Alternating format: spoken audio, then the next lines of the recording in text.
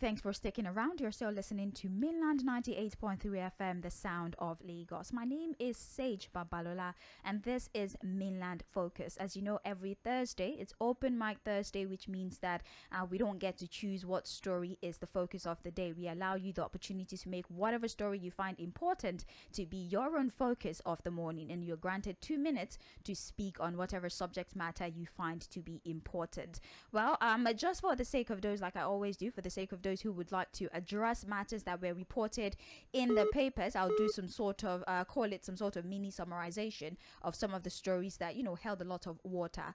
One of which would be the building collapse that happened in Banana Island. 7-story building collapse. A lot of should I say analysis have come forward since the building collapsed, with people referencing the amount of building collapses that we have seen in the state, and people are asking that with all the many enactments that we have, with all the many agencies that we have that are supposed to ensure safety compliance by developers, why are we still seeing high incidences of building collapse in the state? Especially because of the position of the Lagos State Ministry of Physical Planning that claimed that there was no approval whatsoever for the 7-story building. Of course, other analysts are saying that how is it that a 7-story building with other adjoining buildings that are almost of the same height were carried out in the state, and we're being told that no approval was given for the building. Also, a lot of questions is being asked about what about the integrity test that is expected for every floor. An integrity test is expected to be conducted to verify that this building can accommodate the structures that are to be placed on it. So there's a lot of questions about, is this an oversight on the part of the federal government?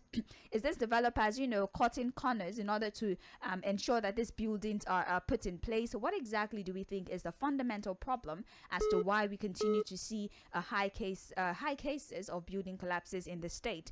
Also, the conversation about the $800 million acquisition by the federal government from the World Bank is still a matter that a lot of us are still talking about and trying to unravel, so to speak. We've also been given some sort of insight into how this money will be spent. We've also told you, or at least now we can verify that, opposed to general opinion, that this was a grant, which would insinuate that we would not necessarily have to pay back. Well, this is concessional funding, which means that we might enjoy certain privileges like maybe paying interest rates that is below market, the market price. We might enjoy benefits like extended grace periods, but we're definitely paying back that money, and there is definitely interest on that money. The Western community is saying that we would oversee how the money is spent. I asked Fuhad the question, do you think that maybe this will give some sort of accountability to the process, to the distribution of this fund, which the Minister for Finance has said will be done with the help of POS operators and also e-Naira. We are going to have 25 years to pay back this particular loan. So those are the two major stories that really sparked a lot of conversation this morning. Before we open the phone line, as always, Fuhad, let's get your perspective on this matters. Or if you have another story you would like us to shed light on, you can of course go ahead. Well, the two major stories for me, those are the two major stories for me from all of the stories in the papers.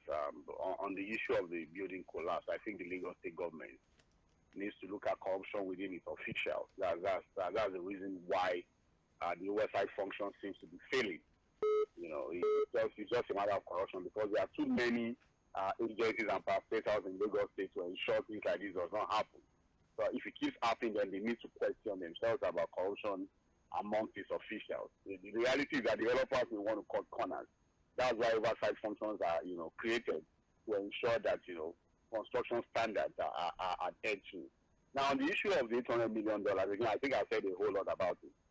The reality is that nothing, and I repeat again, nothing can be done to really alleviate the suffering that Nigerians will go through if subsidies removed without us fixing our local refining capacity.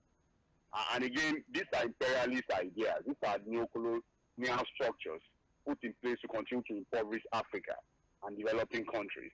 And I say it again that, look, if you see leaders who understand these things, they don't enjoy that kind of patronage from international community on structures like World Bank and IMF. One leader that kept warning us about some of these imperialist structures was the late Saheed, Babalola, who kept saying that, look, Africa would only develop if we look inward. Until we look inward, sit back home and decide and create a path of progress and development, nothing will happen in Africa, and by extension Nigeria. So again, I say it again, all manner of things, how we're going to pay back or not pay back. The reality is that Nigerians are going to suffer. The real vulnerable Nigerians don't even have bank accounts. But the reality is that a lot of Nigerians are going to be vulnerable and will suffer from this policy if we don't do the right thing before we move subsidy. It's the reality that it stares us in the face. And from June, I'm sure we're going to see how that pans out. But I say it again, the incoming government has a lot of work to do. Because again, that's a government that is going to have to do a lot of work to enjoy the goodwill of the people. It needs to work hard and convince Nigerians that, look, is ready to turn things around for Nigeria. Well, thank you very much, Fuhad, for your perspective on these matters. It's time for us to take public opinion. You can call the phone lines 0913 6000 410. That's for calls. If you want to communicate via WhatsApp or you want to send text messages, for those of you who don't use smartphones, you can send a message to 0913 6000 430. Please be aware that we are streaming live on Facebook and YouTube, so you could definitely join the conversation via social media, and you can, of course, contribute via those platforms as well. Just use the chat option, drop your messages on there, and I will be more than excited to read them live on air. It's Open Mic Thursday, like I said before, which means that you can talk about whatever you want, but please, you still have to be careful in selecting your story and, most importantly, in your presentation. All right, so let's open the phone lines now and take our first phone call for this morning. Hello. Hello, good morning. Good morning. Can you please help me turn down the volume on your radio, please? Yeah. Yes. My name is Dr. Hajiboye. Welcome. From where, please? Yes, thank you very much. I'm calling from Abuleba. All right. Please go ahead. Yes. My story this morning is on the issue of $800 million a loan being taken by federal government. I want to say that whatever the government can do to bring succor to a lot of people that will be affected by the subsidy removal, they need to do it. Now, on the issue of the social network, how will they know? I want to let you know that the federal government since 2015 has gone ahead to factor a lot of vulnerable Nigerians on the social network, except the only thing is that the journalists don't want to know. If you go to ministries of social welfare and what have you, especially in Lagos, they went inside villages to capture these women.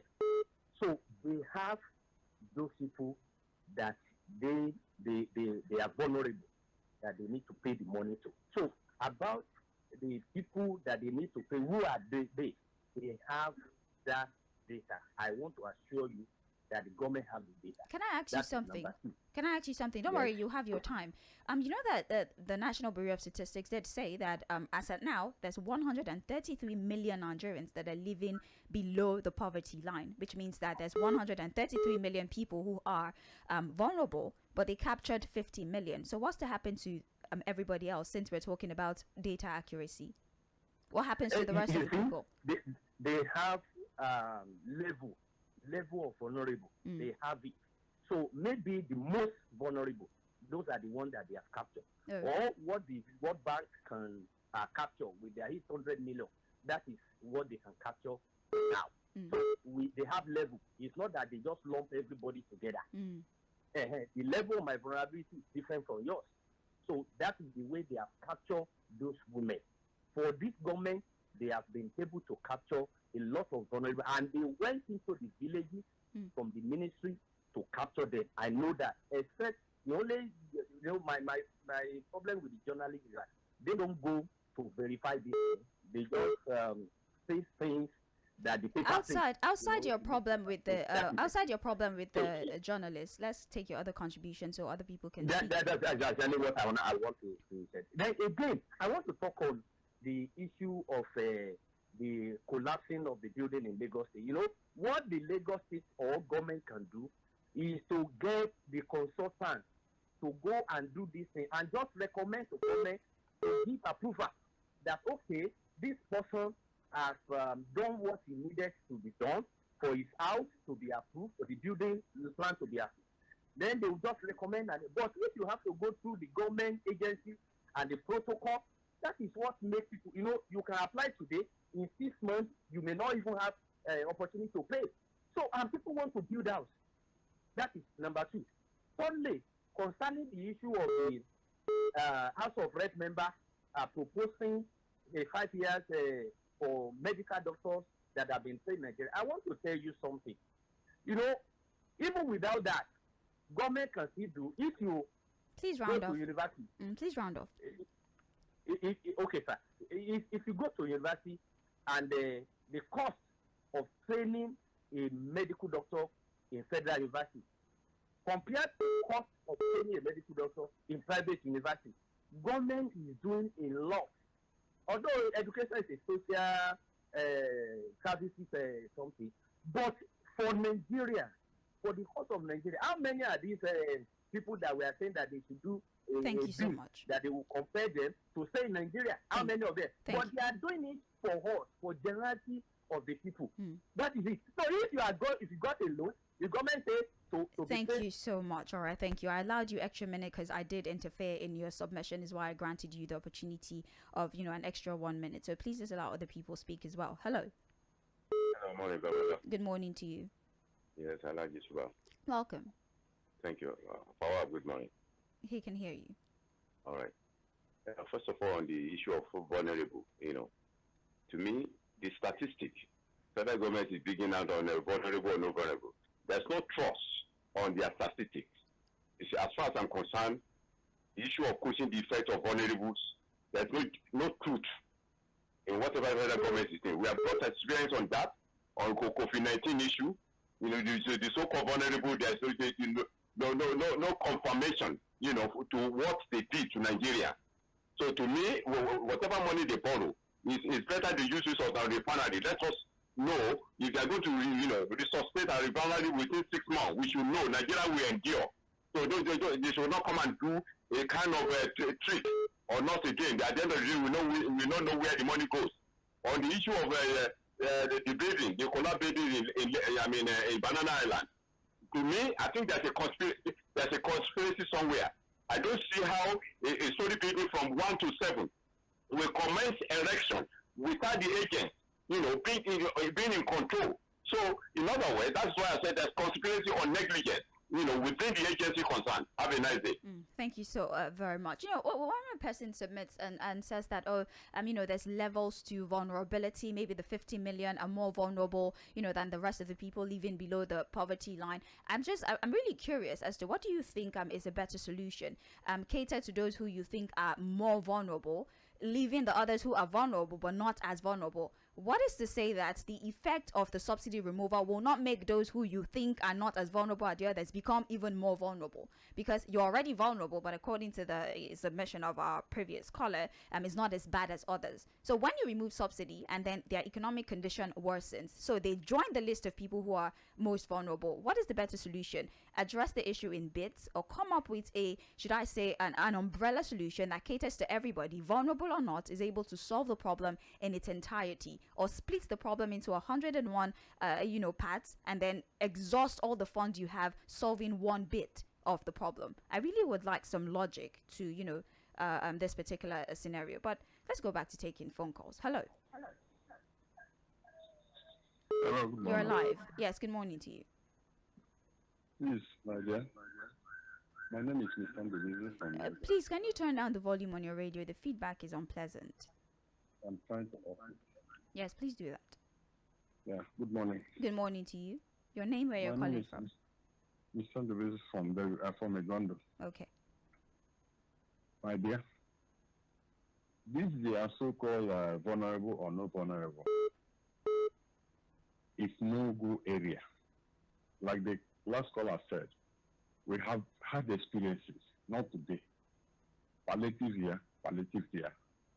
Who are the vulnerable? Who is not vulnerable in Nigeria now? For me, the only thing they will use that money for is to put it in refinery. If it is modular refineries, let them construct.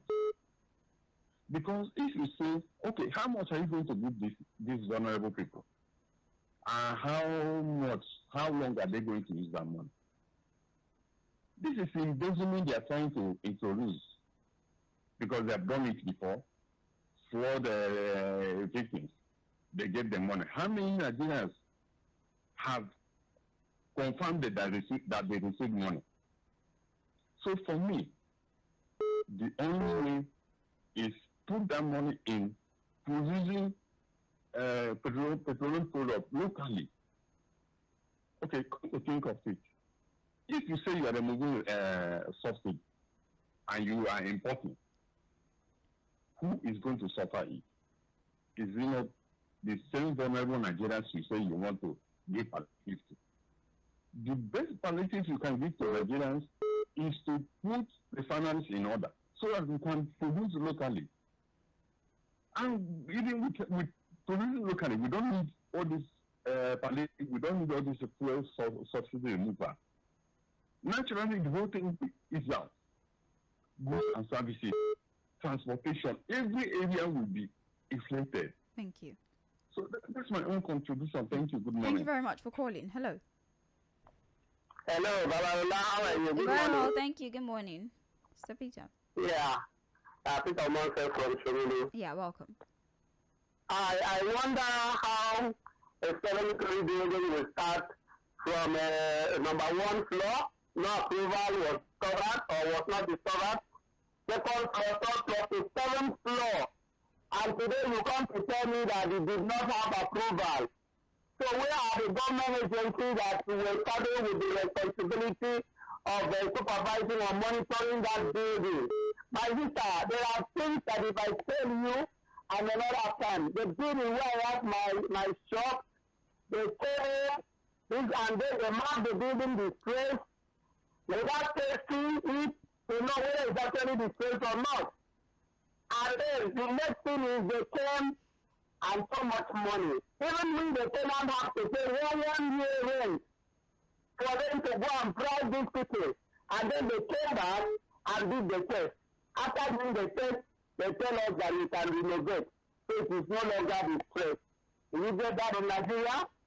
And then the same people that are talking about giving money to vulnerable people, maybe the government officials themselves are the vulnerable we are talking about, not the ordinary Nigerian. It surprises me that 130-something million Nigerians that are living below poverty line, then we have categories among them that are the most vulnerable.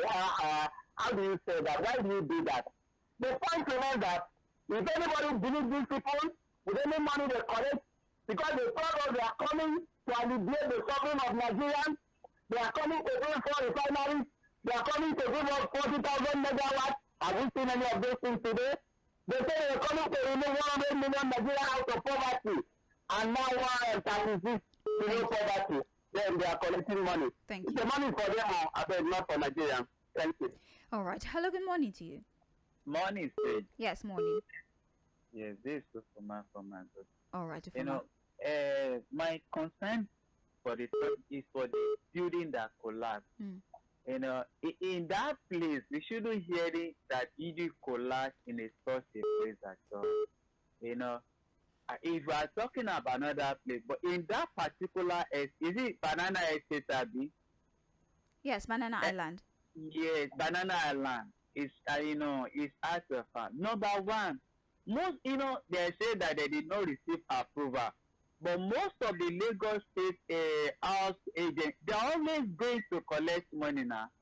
It is the people that monitor the project they're supposed to arrest, because how many years are we going to be fighting the issue of building collapse in Lagos State, and somebody has yet to pay for it? And Lagos State is said to do the needful. Until the needful is being done, those people are in charge of releasing the building, they're supposed to be sanctioned. If they are not properly sanctioned, it's such a thing will continue to happen. But let me ask, if they are being released on London prison? Is what? It's not yet. I don't understand. What's your question? I say it's to be released from the London prison. he's still detained. All right, he wasn't Okay, arrested, detained. so Okay, they'll not question it. Yeah, okay. detained over impersonation. So once they get clarification, whatever information comes out Okay. of that will definitely relate to you. Uh, Thank you very much. All right, let's pause for a little bit so that we can take the few WhatsApp messages that we have, so we don't have an overload of messages at the end of the day. Good morning, mainland crew. Is INEC now the judge or head of tribunal to be telling us that Tinubu doesn't need 25% of FCT votes to win the presidential election? Are they trying to cover up what they've done? With this, their latest outburst, I will conclude that INEC is probably on the side of a particular party. The regular building collapse that kills many Nigerians have become a norm in Lagos. This is what a bad structure produces. Jacob Cole sent this particular message. All right, thank you very much. Hi, Mainland FM. On the building collapse, at every point in the completion of a story, you must get approval. So how is it now that a 7-story building does not have approval? On the $800 million loan, I can fully assure you that the corruption will swallow it up, and the poorest of the poor will probably only get 5,000. But my question is, will the 5,000 be like manna from heaven? Will it continue to multiply every day? The international organizations have conditions for every loan, and this condition will continue to sink us into more debt, and I doubt we will come out of it. If only we are lucky, like when OBJ cleared our debt. Finally, I love it when politicians call radio to defend their party. It makes me okay. Thank you very much, Sean, for your message. We appreciate your submissions. Awala Christopher from Shogunle says the building collapse is a consequence and the nemesis of corruption at all levels. Even the proceeds of the building cannot escape huge crude corruption. In Nigeria, it is difficult to separate corruption and blood money. On the so-called loan or grant, the NLC and the civil society should ensure the money is not taken. It will go into the pocket of the usual persons. Well, I don't want to, unfortunately. We have the money, all right? We are not in the process of collecting it. We have it. So I don't see what the NLC can do. I don't think the NLC can necessitate that it be returned. I don't know what you're requesting, but we already have the money. So something from Yanokwaja says, we continue to deceive ourselves in this country. Imagine a mega city authority not aware of a 7-story building. Come back to taking phone calls. 0913. Good morning. Good morning to you. This is Timothy calling you from Oyojo. All right, welcome. When do not, if fuel was subsidy, make it 120. They oppose it. And at the end of the day, was why that subsidy, the removal now came. I don't know whether Nigeria is the headquarters of devil. I'm telling you. Let's nicer synonyms. Yeah. Things happening there. How citizens are being treated. They want to manipulate something that they say there is subsidy. After which now they are 50 naira per liter. How life will be that time? If you know how many social regarding this for criteria, because once that government are shown that they have constantly mismanaged the resources of this country, Nigerians use like Lagos State government. Sorry, I mean the Lagos State agencies, both the planning agencies and the building control agencies, have shown a high degree of aptitude when it comes to like managing the safety of construction practices in Nigeria. You understand? I mean, it's really, really terrible. Their staff and officials are constantly going around. They visit various construction sites, but they don't enforce any of the structural integrity practices that like just controls, and also certain that you cannot construct a particular height if you are not met of certain criteria. They are doing a terrible job in it, and it's costing human life. I mean, the Lagos State government actually has to really sit down. You understand? I'm going to take these things seriously. Thank you very much. All right, thank you for your submission. We definitely appreciate it. Let's go back to calls now. Hello. Hello. Good morning. Good morning. Good morning, sis. Yes, morning to you. Yeah, John from Oga. All right, welcome. See, it's quite unfortunate that we have leaders that are not really thinking properly. Or maybe they have decided to improvise us. Like what I said in the studio there. This is nothing less than slavery, modern day slavery. And it's not only in Nigeria. You go to South Sudan, African leaders, so what they are doing. Morning. Morning to you. Yeah, based on Sunday Dari, the Minister of Sport. He has been used to this kind of scandal, and they keep on watching him. I remember one time he spent 200 million in cutting grass in Abuja Stadium, and nobody frowned at it. So if Sunday Dari is saying that he wants to use 10 billion for floodlight, why not? Because it's the ministry. Look at the way we are told that even in House of Assembly for the first time, they are reacting over that kind of money. How can somebody be this kind of reckless in the spending of people's money? And then secondly is the issue of this, the money Nigeria is borrowing over palliative or whatever. Look, you see, the oldest refinery in U.S. is in Texas, and we are told that it was built in 1809, and that refinery is still working up to now. So what is wrong with Nigerians? That nothing works in this country. And people are now agitating, some people are even saying that CBN should give them money for them to use so that they can be converting vehicles that will start using gas instead of petrol. What kind of statement is that? I think the problem we have in this country is I too know. Everybody claims to know. And at the end of the day, look at it. Look at the money they recover from either Abacha loot. Where is the money today? And they said they want to use it for that express road. Has the road been completed? And they just keep on lying. It's just unfortunate. We find ourselves in this situation. Well, God will help us in this country. That's just my answer. All right, thank you. Hello. Good morning. Yeah, Sage, good morning. Morning to you. Yes, my name is Don Peters. Welcome. I'm calling you from First Thank you. My take will be on this subsidy removal. Siege, to the best of my knowledge, governments all over the world make policies to take their people out of poverty, to make sure that the life of their citizens are okay. But here in Nigeria, government make policies to take Nigerians into poverty. And funny enough, some of us are clapping for them. I want you to tell me something, Sage. What impact have the trader money created on the vulnerable Nigerians? That 5,000 naira they shared during the last time they said they are meeting to the vulnerable Nigerians. You and I know that money do not make any impact on the vulnerable Nigerians. Rather, it sinks more people into poverty. Now, what government does all over the world is this. You create an enabling environment for everybody to strive. No government in the world give their people stipends. Government subsidize things for citizens, okay, to enjoy. That is what you gain, both the people who come to sojourn in their country as a citizen or as someone who lives there. But here in Nigeria continue to sink the people and even suffer those who come to visit Nigeria with their policies. When you remove the subsidy, you know what will happen. More Nigerians will go into poverty. Everything will go up. When I say everything, when they give the people whatever they say they give to them, for how long will they use it? So if these people are very smart, they should start creating an enabling environment for people. Build roads, make sure that the electricity is 24/7. Make sure that the refinery is working. Make sure that things that will attract foreign investors to the country. Not things that will change the country to foreign investors out of the country. Thank you. Okay? So removing the subsidy will sink no more Nigerians into poverty. Thank you. And all of us are in for it. Thank you very much. Let's go through this with some level of optimism if we may. Good morning to you.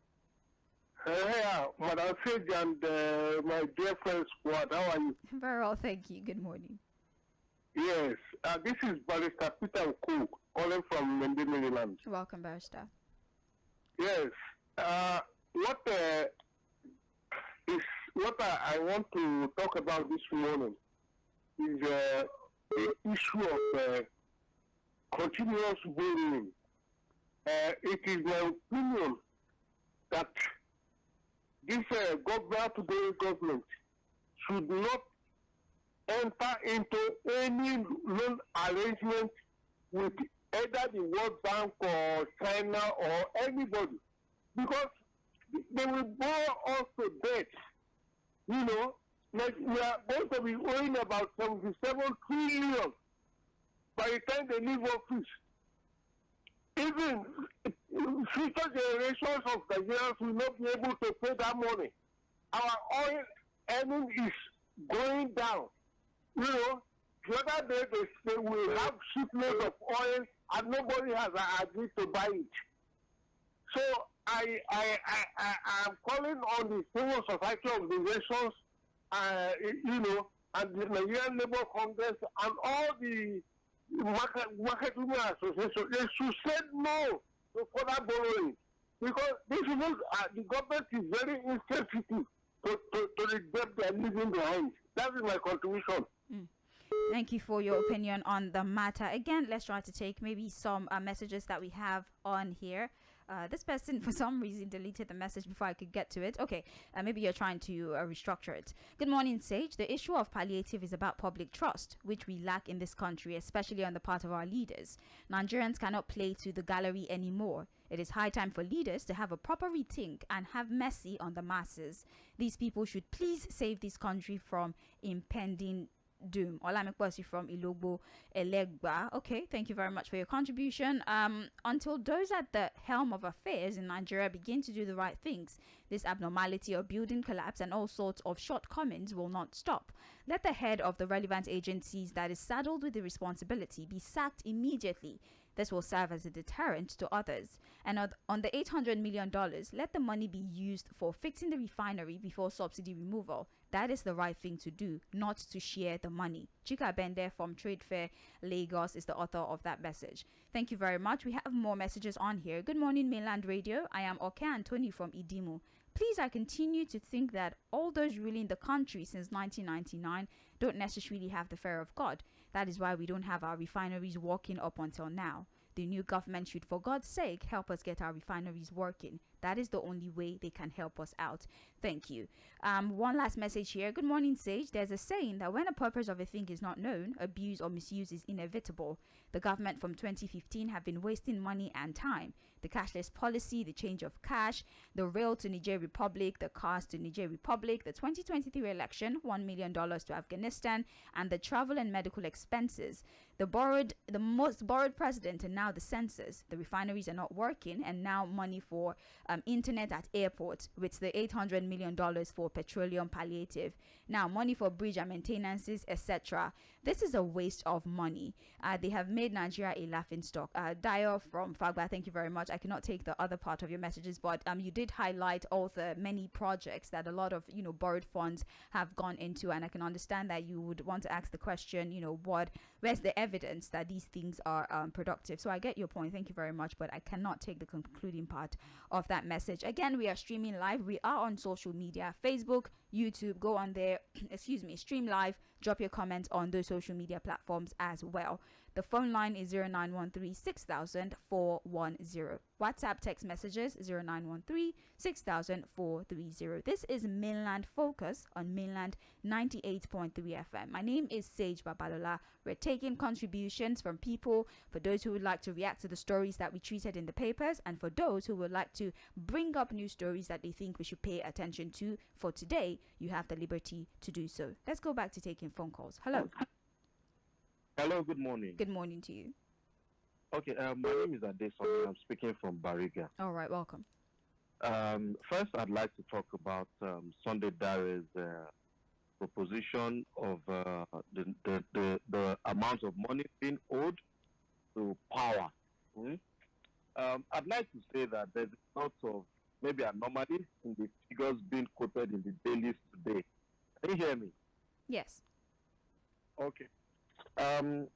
If you look at the figures from last National Stadium in Surulere, we have about 600 and something million naira.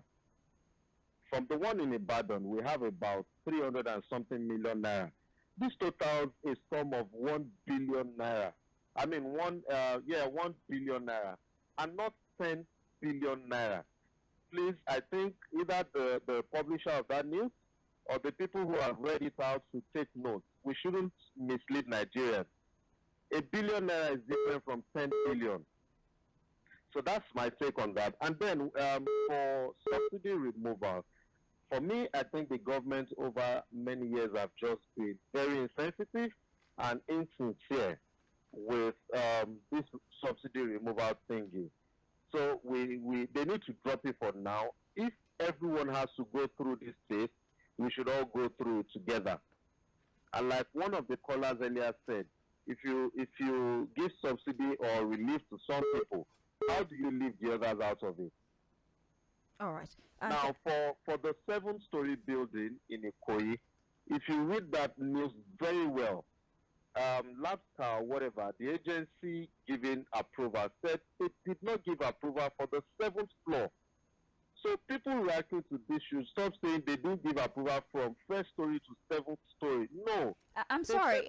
My apologies. Hold on a second. Floor. My apologies. Where exactly are you getting your own report from? I'd really like to know your source so I can go and verify, because I'm reading from the papers and that is what the paper said. So if you can give me your source so I can go and verify the information you're giving me, okay, so now I would appreciate that. I also listened to other radio stations this morning reading out the dailies. Okay.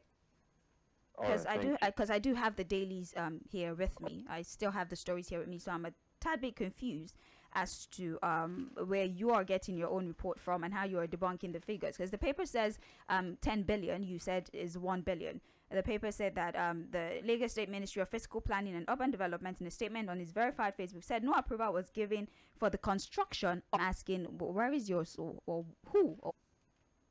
Hello? Hello? Okay, please try to make it back if you can. Good morning to you. Good morning. Morning. But for the past if you know what it costs individuals to power their houses, you understand.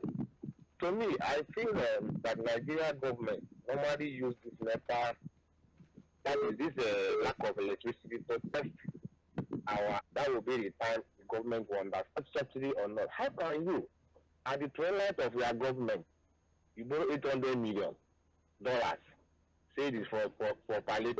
Palliative to who? What are you palliating? You understand? Sometimes, I don't know, these people that borrow Nigeria this morning, do they even have consent? Can they borrow them this money if they are individuals? Or they just want to motivate our future and keep us in perpetual poverty? How can you be giving loans, 12 billion for this one, for firefighter equipment, at least 7 billion for 8 Mainland repairs? Where do they got this money? You understand? Can they give them this money if they are individuals? As for the approval and the collapse building, how can government say they don't have approval for such a place? As a place like Banana Island. Thank you.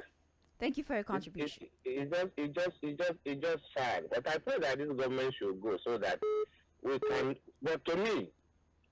Thank you. We actually have to go, please. Let's give other people an opportunity. Hello. Hello. Yeah, good morning. Morning to you.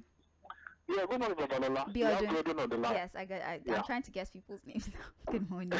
Yeah, well done. Yeah, well done. Yeah. Okay. My take this morning is on the grant. You see, I think government need to look at it very well. Please, they should just go and fix our refinery. By removing the subsidies, it's going to create more hardship to people. Look at diesel, look at kerosene, look at LPFO. Before it was all these products were deregulated. When they deregulated all these products, like for instance diesel, before they removed the subsidies and deregulated it, that okay, they would market force reduce the price. That was their intention. Then, at that time, diesel was selling at the rate of 64 naira, 5 naira per liter. But how much is diesel now? Over 700 naira or 600 naira, if I'm not mistaken. Look at kerosene.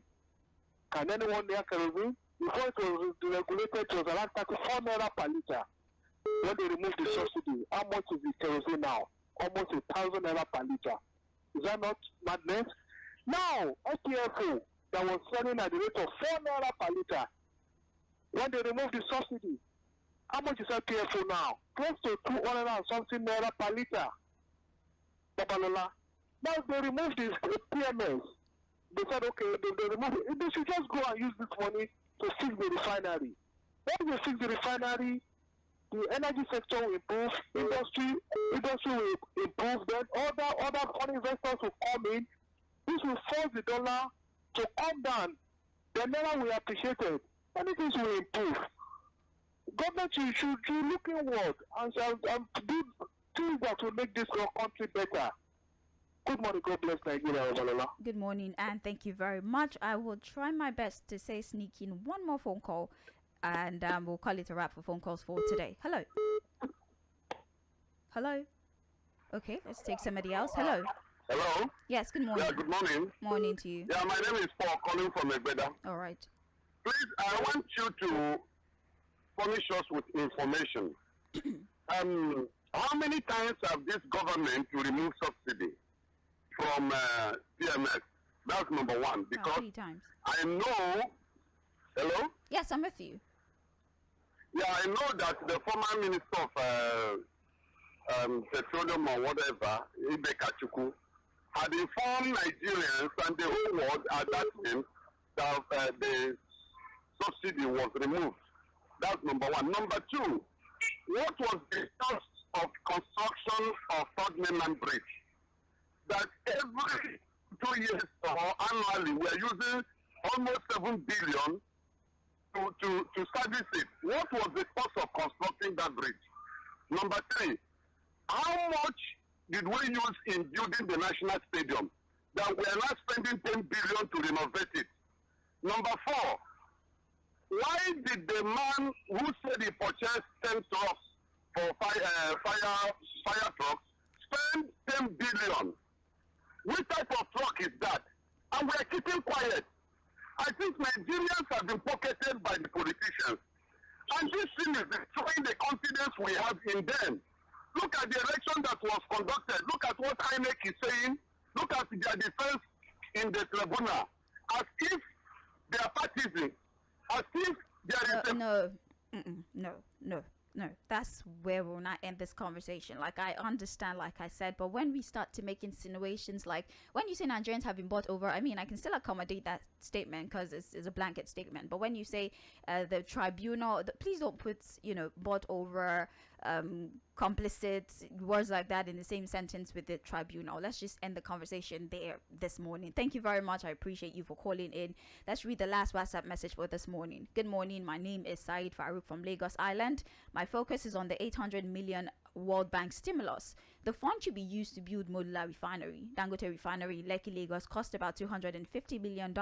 Hence, we can build about 3 refineries instead of this subsidy. Thank you very much for your contribution. I think it's safe to say we can draw the curtains on this conversation for today. Thank you so much for your participation. I definitely appreciate all your contribution, your calls, and I know that sometimes it's quite hard to, hold back how you feel. I can see the emotions in your contributions, but then again, we still have to be very, very careful whilst we are speaking. We have to be respectful, most importantly, of the rule of conversation when we are on radio. There's a message here. It's quite lengthy, so I'll just take part of it. Good morning, Sage. Okay, no, this message is not relevant to anything that we're talking about this morning on the show. My name is Sage Babalola. Again, appreciations for your participation. By 9:45 a.m., we will be back for some sort of look into world stories, more or less like stories as to what is going on in international communities and countries that are beyond Nigeria. Global View by 9:45 a.m. Myself and Fuhad will be back for that conversation.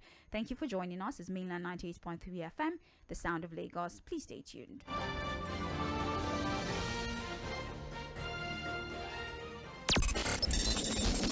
On the airwaves in your market.